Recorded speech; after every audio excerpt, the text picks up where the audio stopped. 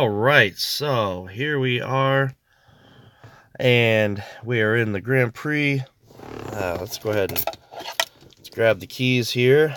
So we got the keys in hand. Let's go ahead and start it up. Vroom, vroom, vroom. Oh yeah, everything's working great. Yeah, vroom, vroom.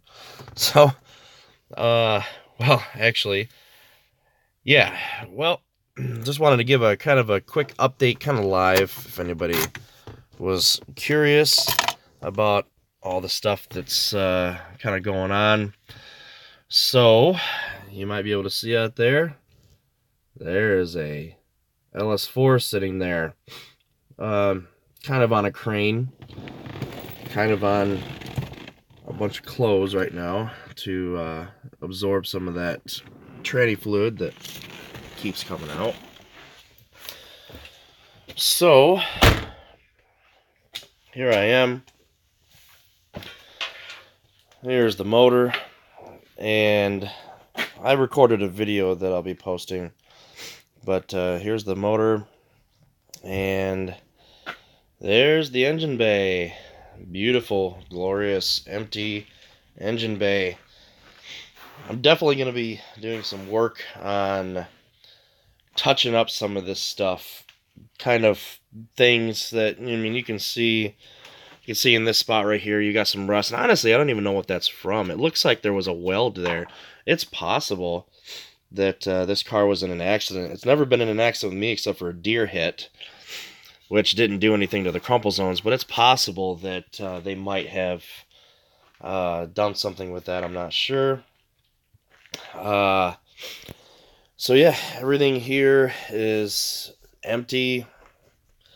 You've got your power steering here. It's all 100% intact. All the magnet steer is all intact. I didn't have to drain the fluid or disconnect any of the hoses. So the power steering assembly is actually back there. That's where the steering wheel meets the linkage right there in the back. And that actuates those two lines right there, which sends pressure to either side based on which way you're turning the wheel, which would then move the steering linkage in and out of that centerpiece. You got the steering linkage down there. Steering linkage over there. So the power steering is all 100% intact. The AC did not have to discharge the system. It is 100% intact as well. You got the AC compressor here. You got your lines here. This is why that there's these rubber lines that are here actually have quite a bit of slack on them.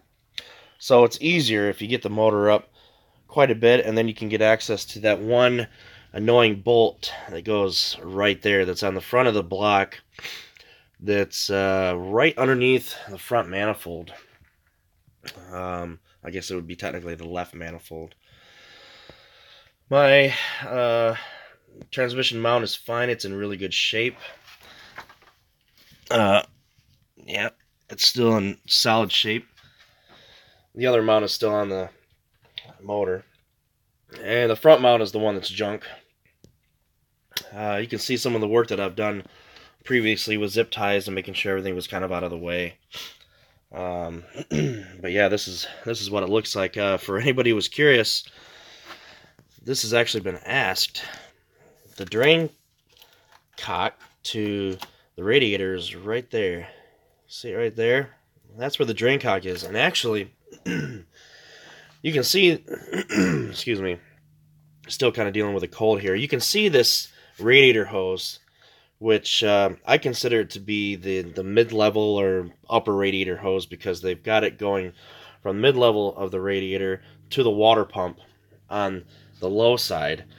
But you can see why it's impossible to get to this, because there's this lip here. I'm trying to get, there's not very good lighting. I don't have any of my studio lights on. This lip right here, where everything sits, blocks that drain cock that's right back there.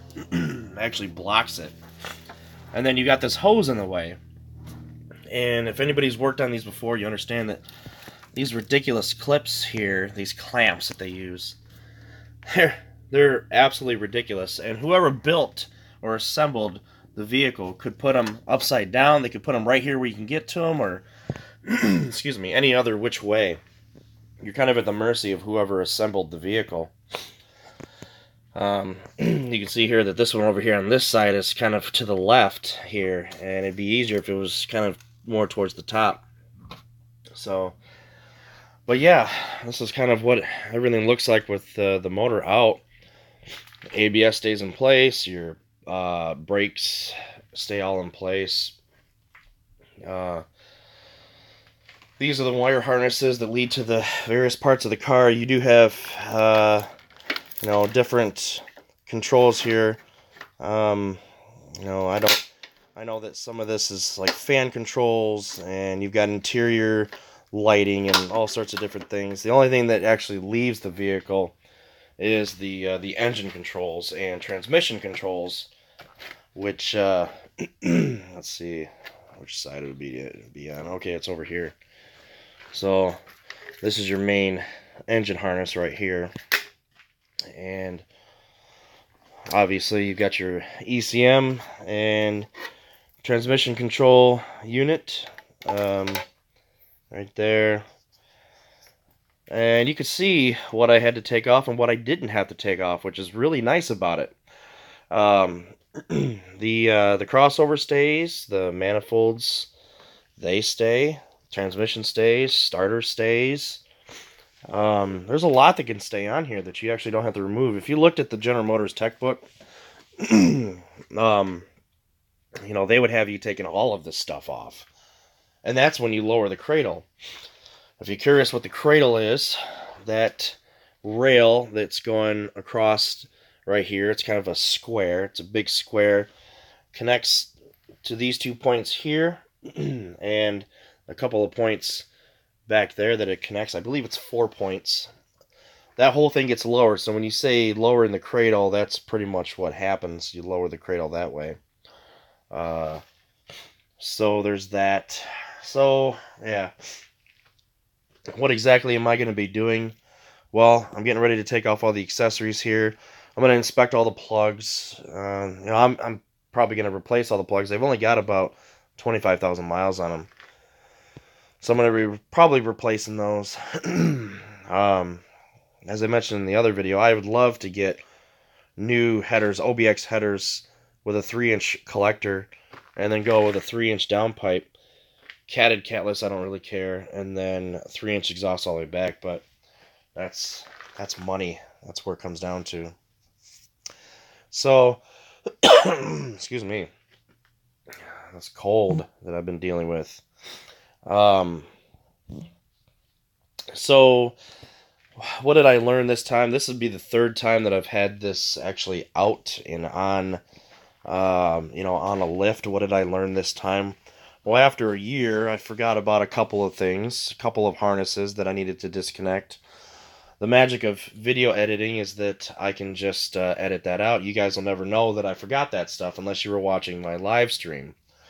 In particular, I forgot that there is, in fact, one ground cable, which is right here. You can see I bent it, which it actually goes in sideways like that, so that's fine, but you can see where it's a little bit bent because I came up, and it came up to about right here, and then I realized that I needed to disconnect it. Fortunately, all my video footage of the first time, I have that, so that's not going to be an issue. So yeah, it was just a couple of things like that, and that's why you always, when you're lifting these things out, you always walk around, and look to make sure. Back in the old days, you just disconnected a couple of things here and a couple of bolts there, and you could lift everything out and not have to worry about it. These days, there's harnesses and connectors and hoses and clamps and all sorts of different things that can be ripped out if you're not careful about it. So, yeah, I mean, that's pretty much it. I'm getting ready to, like I said, pull off the accessories, get the coil packs off, the manifolds have to come off, the exhaust has to come off, only because it's being rebuilt. The transmission obviously has to come off. This is a freshly rebuilt Stage 1 TEP transmission, so there's nothing wrong with it at all, and I'm looking forward to getting hopefully tens of thousands of more miles out of it. I've heard some guys complain that they've had a freshly rebuilt transmission and it goes out after 10,000 miles, which I can't figure out why. Hopefully the transmission cooler that I have installed from TEP as well is going to make sure that that never happens, but you never know. You really don't. The transmission cooler I have is the Max 1 from Triple Edge, and it's the low mount with the custom AN fittings here. There's a lot of debate. In fact, there was a post here on Ls4 Nation here just a little while ago about people debating why spend the $320 on a cooler like this when you can just put yours together for a third of the price. Well, that's true. You can, but these things are custom. They're set to certain thresholds. They're tested under pressure, and they're guaranteed. So I would much rather go with something that I know is plug and play, that it's all one unit, it's all ready to go. You know, you just have to route the wires through around the radiator and then hook it up to the transmission, and you're done. And that's it. That's personally, when it comes to something like that, I would much rather do it that way. And I know there's a lot of talented, mechanics out there who can make their own. That's fine. To each their own. So I invested in a nice cooler. I've never once, not one time, ever seen the transmission go above 180 degrees. And we've had some hot days last summer when this thing was running. And again, not one time did I see it go above 180. And I was beating on it for a little while there because, well, it's always nice to be able to get a freshly rebuilt transmission in and, see if it holds up. So, we had some hot days, and it wasn't just highway cruising. I mean, it was a lot of mixed city and so on. So it did really well. Excuse me. Hopefully I get over this cold here in a day or two. So I thought about painting the coil packs and doing all that kind of stuff. I'd really like to be able to sandblast the rails, the coil pack rails here, or brackets. I'd love to be able to do that and then paint them. Don't know if that's ever going to happen. There's a local place that charges, I think, they charge by the hour, basically, to sandblast, and it would be probably a couple $100, and that's just ridiculous. Might as well just buy my own sandblasting setup. So as far as the front here, it'd be perfect time to do something like a cam or whatever, but it all comes down to money. That's what it is. I'd love to be able to throw a cam in here. I really would, but again, it's money. Like I said with the exhaust, I'd love to put a 3-inch exhaust on here, the OBX headers, and 3-inch downpipe and 3-inch all the way back. But I think maybe I mentioned this before. I contacted OBX because I get offers to do reviews for stuff. Not a lot, but sometimes. And occasionally I've actually reached out to companies to see if they would allow me to if they send me something, I'll put it to the test, review it, and let you guys know. And I contacted OBX to see if they would send me a set of headers, and they didn't. They never got back with me, so I'm assuming that they're not interested. But yeah, I would love to go with a 3-inch exhaust all the way back. Get rid of that restrictive downpipe and have a really nice throaty. I've heard there was a car show here last year. A guy had I think it was a Monty SS, and he had a 3-inch exhaust all the way back, and it just sounded ridiculously awesome. So, I mean, I like how it sounds now, but I would love to have a 3-inch exhaust all the way back because it has just a much deeper, throatier, not overly loud, depending on the mufflers, obviously. It just has I don't know, I can't explain it. It's just something about it. So yeah, I'll be doing some repair work in here, probably sand this down a little bit, paint over it, clean it. I'm hoping that I never have to do this again, but I am actually going to be cutting this battery tray. So you can see this is likely because, well, it's W body, but you can see where all this room is in here between the ABS control module here and this tray. Well, this is really what hinders you from being able to get this out smoothly, the motor, because it bumps up against this bracket right here, right in this exact spot, which is why you gotta kind of lift it up from the front of the motor first and then kind of slide it to your left and then kind of get it out. So thinking about grinding this or cutting this corner completely off, and I haven't decided if I really want to do that, but I'm thinking about doing it. And that would actually give me the room that I need to not have to worry about banging up against that. I think that's unfortunately an issue. And I don't even know if this module here, I'll have to mess with it. I don't know if this module can actually move back. I don't know if these lines are flexible enough to move them back a couple of inches. I'm not really sure. I just, you know, it's just little things like that that I'm just kind of looking at. I'll get some pictures and stuff like that. I know there's a lot of people curious about all the different stuff. I am working on the videos every day. I'm up to about 2 hours worth of footage cut.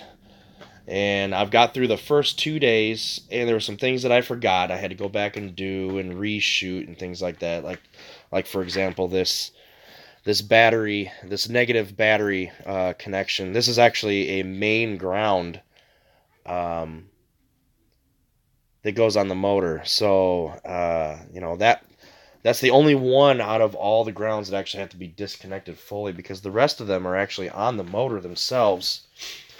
I know it's difficult to see from this angle, but there's one right there. That's a ground. There's actually 2 wires coming out of this. Another ground is right back here. That's on the engine block. This one here is actually on the transmission. And the main ground, the one that I was just pointing to here a little while ago, is actually on the block back there. So, if you guys remember last year, I had, well, you probably don't, because I was just posting these videos in Ls4 Nation. When I had all this back together last year, I accidentally swapped. And really, this isn't something that you would even really think about. I accidentally swapped this ground right here. I put it here, and then that big ground that's still in the engine bay, I put it right there, okay? The car would not start.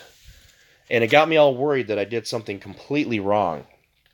So after a couple of days of tracing wires, and I was, I had the tech manual out, and I was looking, and I saw the 5 grounds that are all over, and I said to myself, well, that big ground there, this one right here, is supposed to go on the engine block, not on the transmission. I thought, what the hell? So I swapped them, bam, it fires right up. To me, a ground is a ground is a ground is a ground. They're all grounds. And so I could not understand why, but that's the finicky nature of these cars, is that they are very, very particular. So that fixed the problem. So with that experience, what did I learn this time around? The magic of video editing is you won't know my mistakes. There's a couple things that I missed. Like I said, that one wire is one of them. I forgot to harness the ABS control module harness. I forgot to unplug that. It wasn't like the motor was in the air and it broke off or anything. When I was going around and inspecting, I saw that I missed that. So it's just little things like that I just missed, but that's fine. Another thing that I did that I'm definitely going to be fixing this time around, as you can see how short this strap is right here. I had the strap a lot longer, and I could not get over the top of this. And I thought that I had it taut enough, but as the motor's lifting up, this puts more and more tension on this, and it starts to compress it and compress it. So it was getting longer and longer. So by the time I literally had this thing all the way up to the ceiling, and I still could not clear this right here. So I ended up having to set it back down and then really shorten this up, and I shortened it up a lot. And that's something that I'm going to make a note of, when I'm editing the videos and so on. I'm going to make a note, make this as short as possible. Because even this engine lift wasn't able to lift it over the top of this. So yeah, I mean, that's pretty much it. I don't really know what else to say. I mean, you should be marking these. I'm probably going to relume some of this. You can see this stuff is falling apart because of, well, the heat and so on. Now, there's a lot of engine heat inside here, and I did some repair work. You can see where I've done some repair work to some of this, and this stuff is already falling apart. So the last time that I had this thing out, I went through and I checked all the harnesses. There is one, where are you at? There's one in particular that, this is the brake booster sensor, and you can see how that broke off, and that, you know, that happened as I was pulling this particular harness off. I mean, this isn't even a particularly difficult harness to get to. This just broke when I was taking it off. It wasn't like I used excessive force or I was manhandling it or anything else like that. It just busted. So this is an easy fix, actually, because I can take this harness apart and then just rebuild it. It's, you know, it comes apart in, I believe, 2 pieces here, so I should be able to fix that without an issue. But that's absolutely necessary. So yeah, I've got the wiring diagram, so I know exactly which way the wires go and so on. But yeah, it's kind of messed up that it broke like that. You can see how thin it is in there. But it is what it is, so that's on the repair list. Sorry, I'm cold then. It's hard to talk when you got a cold. So other than that, yeah, I mean, that's pretty much it. The motor's sitting here. I'm getting ready to start taking everything off of it so that it can be sent to the shop for a rebuild. Yeah, I don't really know what else to say. You know, I got a lot of feedback from a lot of people who were watching along the way, because I had my camera setting up over there in the corner, and I just kind of did things. Oh yeah, another thing I learned is no matter what, drain the transmission, because most of the fluid went out on the floor here. I was hoping to salvage it, but the kind of angle that I came up at the motor, of course, all of the tranny fluid came out, which is fine. I've got a whole bunch of tranny fluid over there ready to go back in. I was just hoping to salvage it because the transmission only has about 6,000 miles on it since its rebuild. So I was hoping to save it, but I will probably drop the pan while it's out. I'll get this up on my bench. I'll drop the pan and I'll replace the filter just to be on the safe side. It's not that difficult to do anyways. So, oh yeah, this transmission fluid certainly makes a mess. It's a good thing I've got cats, so that I've got a bag of cat litter sitting there on standby. But yeah, this all clean up. It's my garage. I don't care. This is my man cave. You guys can see all the stuff I have on the walls here. This is mine, my garage. So yeah. Anyway, so there's really not much else that I can really think of to say. It's, you know, I got all my parts off and everything's all back there, and I even experimented with leaving the rotor on, and that actually worked. The rotor stayed exactly where it was at, which is great. So I did take the other one off for video purposes, because I knew that people were going to have problems. But so this whole side here is all off, and here's the hub. So I would like to get new Bilsteins, but it's quite expensive for a set of Bilsteins, and it's just not in the cards for me right now. I'd love to be able to get a new set, because I think these are wearing out pretty far. Looked at a couple of part outs, but they still wanted quite a bit of money for them, so I just gotta pass on that for now. You know, I'm dumping so much money into my house right now, remodeling my house, that I haven't had much money to do anything else with this car. I'm definitely not going to get rid of it, though. A lot of people complain about them. A lot of people complain, especially about that guy right there. But this is freshly rebuilt, so it should have a lot more miles to go on there. And with a rebuilt motor, well, even more miles. So we'll just have to see. Anyway, I'm gonna let you go. If you guys have any questions, feel free, post, say something, anything. Contact me on my Facebook page, anything. I mean, I'm more than willing to answer questions. And it's going to take me probably another week and a half to get the video up of the removal. Yes, I will be doing a reinstall video of this. I will. I've been asked about that. Because there's obviously torque settings for bolts and nuts and things like that have to be adhered to. So that stuff is important. So I will get the reinstall video, but yeah. So all right, guys. Well, that's pretty much it. That's the update, and that's pretty much all I can think of. I'm pretty happy how it turned out. Pretty happy I was able to get it out with only a few problems, but nothing major, and I'm ready to get it rebuilt and back in so I can start driving it. Here it's getting really, really nice out. It's very sunny out, and I just would love to be able to get this thing all wrapped up and back on the road. So, all right, guys, if you have any questions, let me know. So you all take care, and we'll see ya.